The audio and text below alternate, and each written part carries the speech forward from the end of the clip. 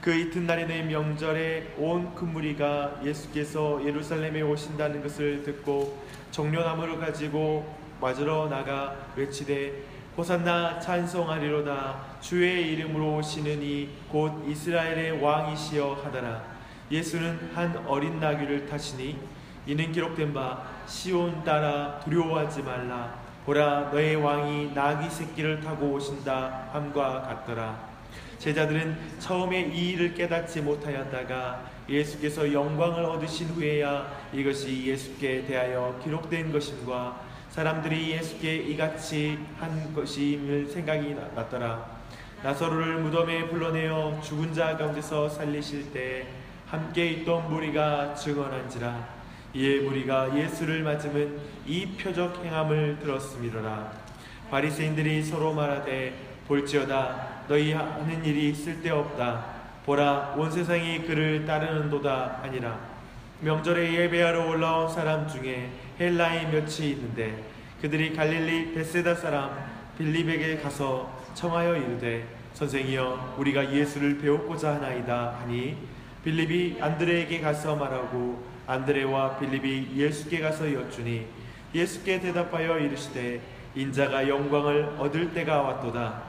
내가 진실로 진실로 너에게 이르노니 한 알의 밀이 땅에 떨어져 죽지 아니하면 한 알 그대로 있고 죽으면 열매를 맺느니라. 자기의 생명을 사랑하는 자는 잃어버릴 것이요 이 세상에서 자기의 생명을 미워하는 자는 영생하도록 보존하리라. 사람이 나를 섬기려면 나를 따르라. 나 있는 곳에 나를 섬기는 자도 거기 있으리니 사람이 나를 섬기면 내 아버지께서 그를 귀히 여기시리라. 지금 내 마음이 괴로우니 무슨 말을 하리요. 아버지여 나를 구원하여 이때를 면하게 하여 주옵소서. 그러나 내가 이를 위하여 이때에 왔나이다.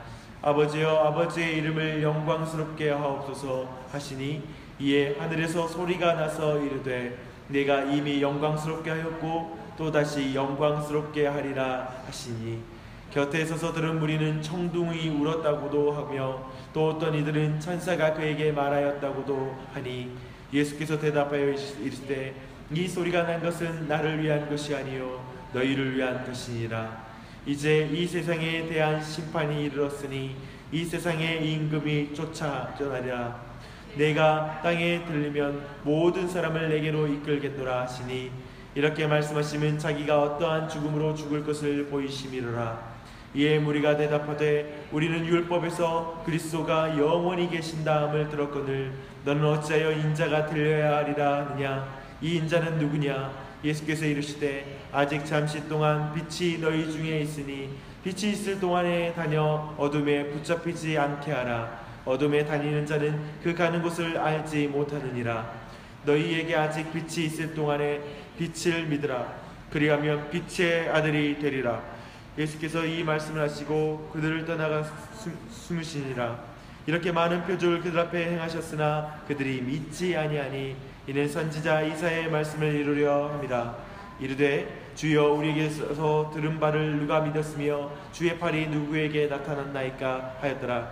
그들이 능히 믿지 못한 것은 이 때문이니 곧 이사야가 다시 일렀을 때 그들의 눈을 멀게 하시고 그들의 마음을 완고하게 하셨으니 그들로 하여금 눈으로 보고 마음으로 깨닫고 돌이켜 내게 고침을 받지 못하게 하려 함이라 하였음이더라.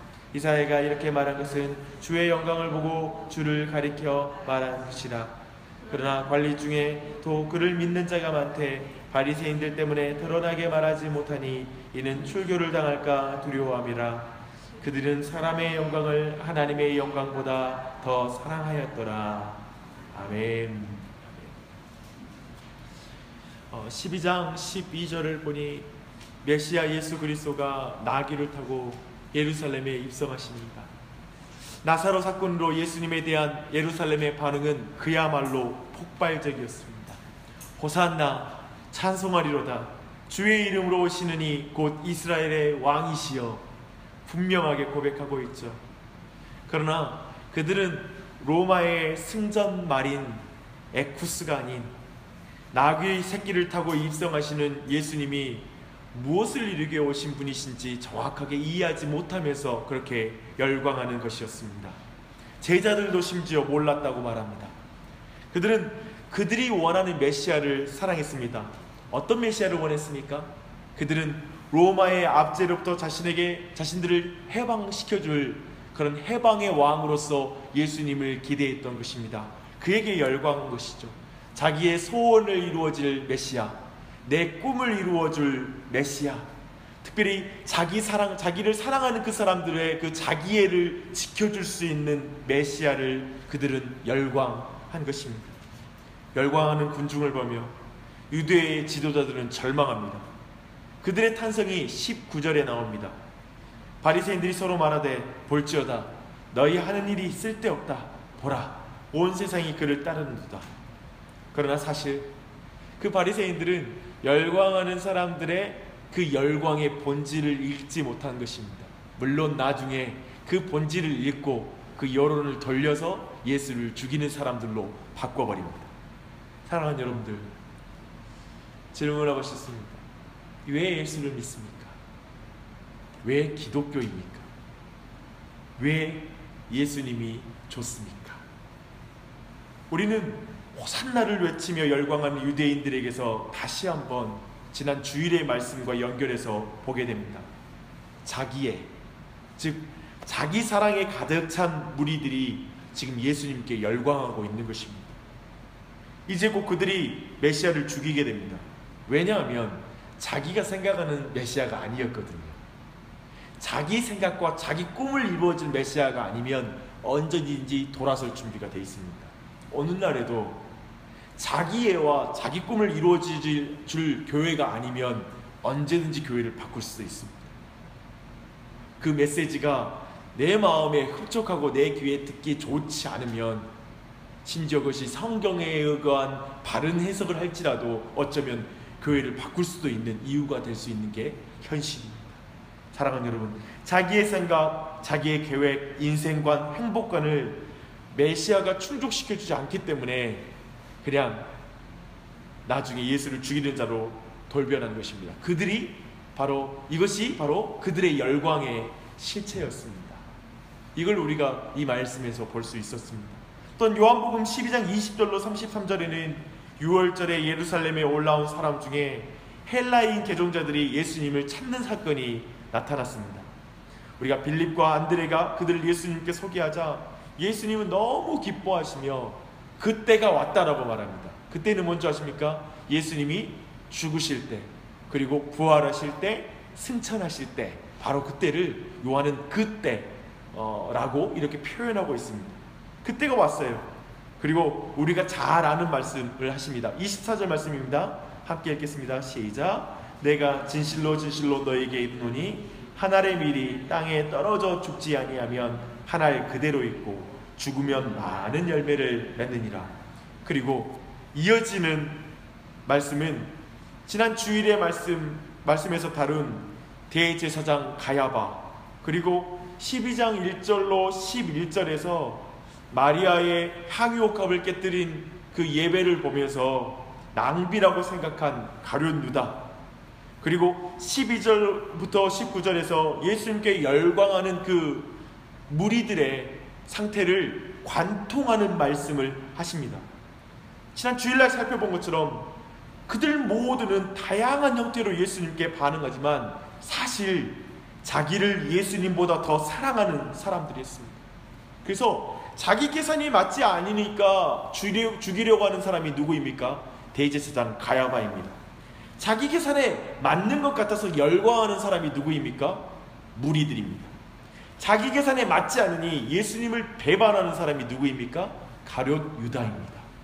결국 자기를 사랑하는 사람이 바로 이런 형태의 모습으로 나타나는 것입니다. 예수님은 이제 그들 모두를 관통하여 엮는 말씀을 하세요. 그게 뭐냐면 25절로 26절 말씀이에요. 함께 말씀 읽겠습니다.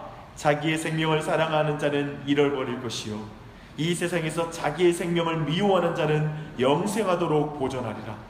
사람이 나를 섬기려면 나를 따르라. 나 있는 곳에 나를 섬기는 자도 거기 있으리니 사람이 나를 섬기면 내 아버지께서 그를 귀히 여기시리라.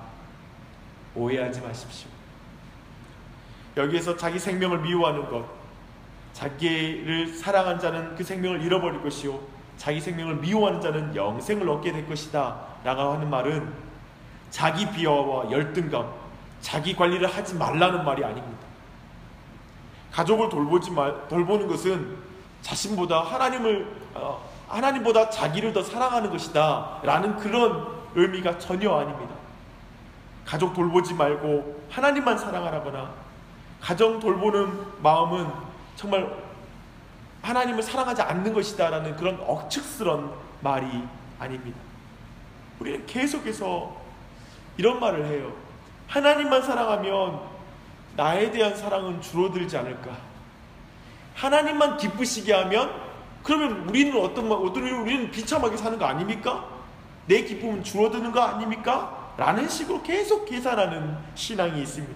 사실 오늘 본문은 사실 그것이 틀렸다라고 지금 지적하는 것입니다. 왜냐하면 자기를 예수님보다 사랑하는 사람은 나보다 나를 더 사랑하는 예수님의 사랑을 받아들일 마음의 공간이 없어지는 것입니다. 다시 한번 말할게요. 자기를 예수님보다 더 사랑하는 사람은 나보다 나를 더 사랑하는 예수님의 사랑을 받지를 못해요. 여기서 자기 생명을 미워하라는 말은 예수님을 가장 사랑하여 예수님이 주시는 생명을 받아 너의 생명을 참으로 사랑하라는 말이에요. 너를 사랑하지 말라는 말은 정말 너는 가치 없다는 말이 아니라 너를 진짜 존귀하게 여기는 방법은 너를 위해 죽으신 예수님의 사랑을 받으면 진짜 너 생명을 귀하게 여기는 것이다 라는 그런 말이 되는 것입니다. 그것이 바로 예수님이 가신 길이었습니다. 사랑하는 여러분, 죄인을 살리기 위해 자기의 생명을 버리신 것을 두고 누가 기독교는 자기 생명을 귀하게 여기지 않는 종교야 라고 말합니까? 그렇게 말하지 않아요. 예수님은 우리의 생명을 너무나 귀히 여겨 자기 생명을 주신 것이죠. 이 예수님의 사랑으로 자기 사랑이 깨진 사람, 자기를 부인하는 사람은 이제 진짜 자기를 사랑할 줄 아는 사람이 되는 것입니다. 예수님의 사랑으로 진짜 가족을 돌볼 줄 아는 사람이 되는 것입니다. 사랑하는 여러분, 여러분보다 더 여러분을 사랑하신 예수님 앞에 여러분의 사랑을 깨뜨리십시오. 여러분의 향유옥합을 깨뜨리십시오. 그래야지 여러분의 가정과 여러분의 삶은 진짜 사랑으로 행복하고 만족하고 기뻐할 수 있는 것입니다. 자기 십자가를 지고 예수님을 따르는 진정한 제자가 될 수 있는 것입니다. 그래서 요한복음은 자기애라는 근본적인 죄성을 가진 인간을 고치기 위해 예수님이 먼저 자기 몸이 들려 깨어져야 된다라고 오늘 말씀을 하고 있는 것입니다. 자기애를 깨뜨리신 분이 인간의 자기애를 깨뜨릴 수 있는 것입니다. 하나님 당신께서, 사랑이신 그분께서 자기를 먼저 깨뜨리시잖아요. 그래서 우리의 자기애를 깨뜨리는 것이 바로 복음인 것입니다. 그만큼 인간은 자기애를 깨뜨릴 수 없어요. 믿음의 눈으로 바라보는 우리에게 이것은 얼마나 놀라운 은혜입니까?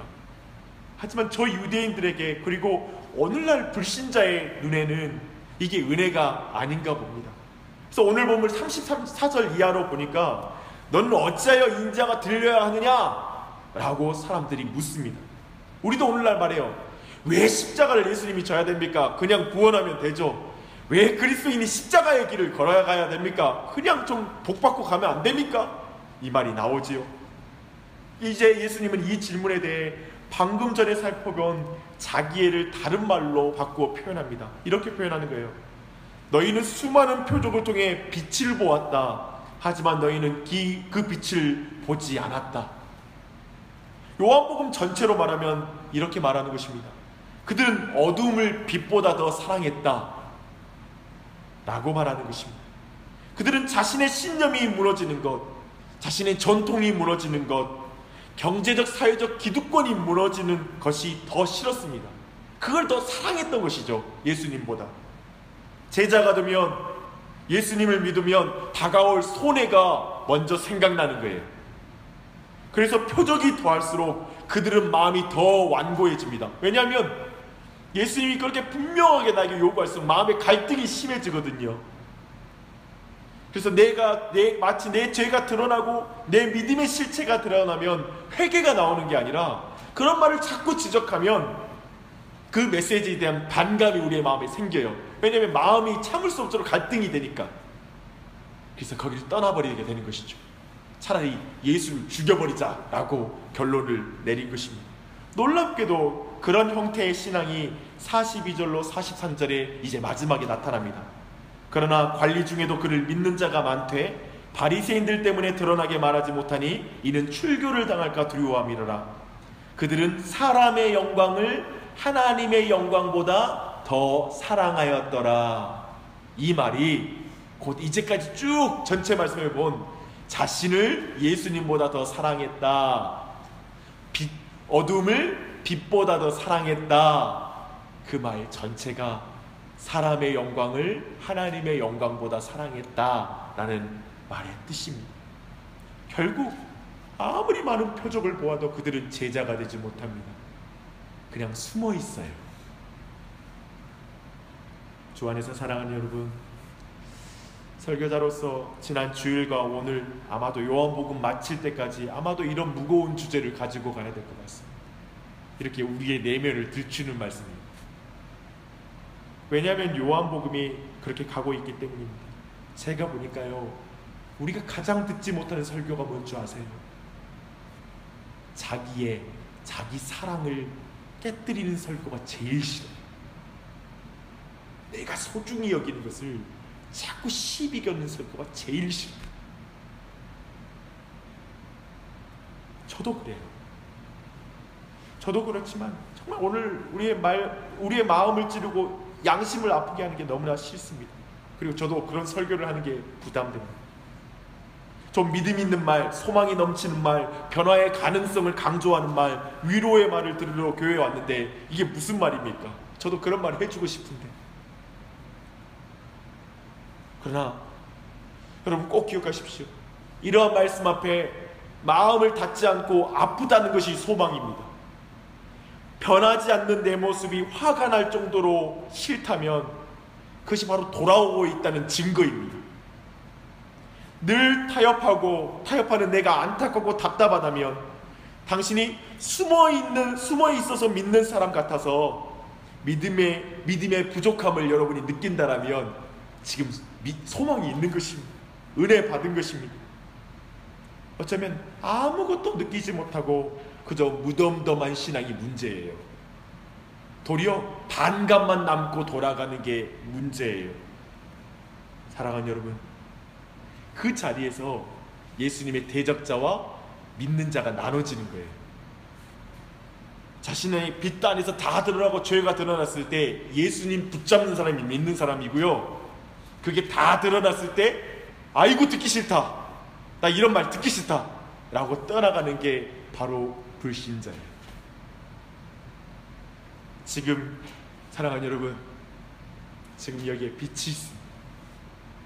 오늘 이 시간 말씀을 통하여 우리에게 예수님의 빛이 비친 줄 믿습니다. 자신을 비추시는 그 빛은 우리의 모든 어둠을 밝히십니다. 그 빛은 어둠, 곧 애습관, 내 생각, 내 뜻보다 그 빛을 여러분 더 사랑하십시오. 그것만이 우리의 소망입니다. 우리 가정의 소망입니다. 우리의 자녀들, 우리의 배우자에게 그 빛을 비춰달라고 기도하는 아침이 되시기를 축복합니다. 우리가 빛을 어둠보다 더 사랑하는 가정이 되게 하여 주시옵소서 라고 기도하십시오. 주님 말씀을 우리의 인생의 등불로 삼게 해달라고 간구하십시오. 나를 아프게 하는 말씀, 때론 내가 뭘 진짜 사랑하는지 그 사랑의 실체를 드러내는 말씀을 주신 것에 감사하는 기도를 드리십시오. 내 앞에 놓인 모든 문제가 있지만 그 문제를 비치신 주님 앞에 다 내어놓으십시오. 그리고 오직 예수님만 의지하십시오. 이게 은혜 받은 것이고 복 받은 것이고 기도하는 자입니다. 이 아침에 그런 아침이 되시길 바랍니다. 지금 이 자리에 예수님 빛이 오십니다. 우리 가정이 빛이십니다. 아멘이십니까? 그러면 모든 게 소망으로 바뀌어요. 다 소망으로 바뀌어요. 그 빛이신 예수님 앞에 나아감으로 우리가 누릴 수 있는 최고의 행복, 최고의 기쁨 마음껏 누리는 제자가 되십시오.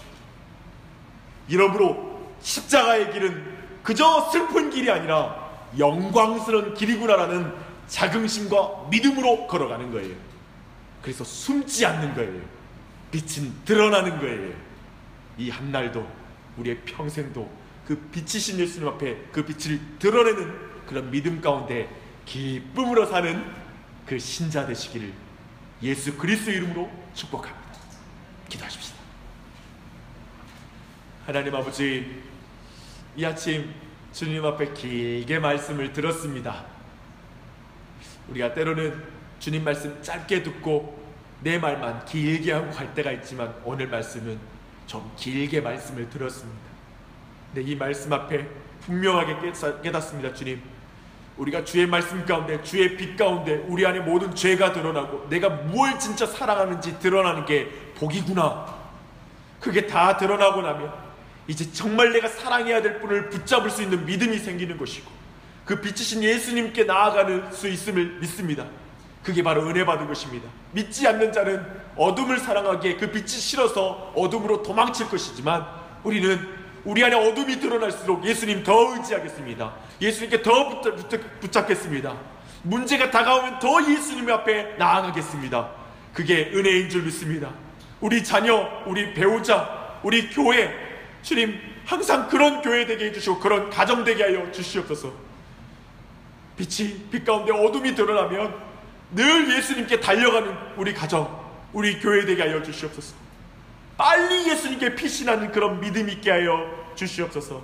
이 아침 우리 사랑하는 우리 자녀들, 아들, 딸들 주님 그 빛 안에 있는 줄 믿고 그 안에서 감사하는 기도를 드리게 해주시고 주님께 더욱 가까이 나아갈 수 있도록 은혜 베풀어 주시옵소서. 이 한도 주님 앞에 의탁드리며 온 교회를 또한 주님 앞에 의탁드리며 예수님의 이름 받들어 기도합니다. 아멘.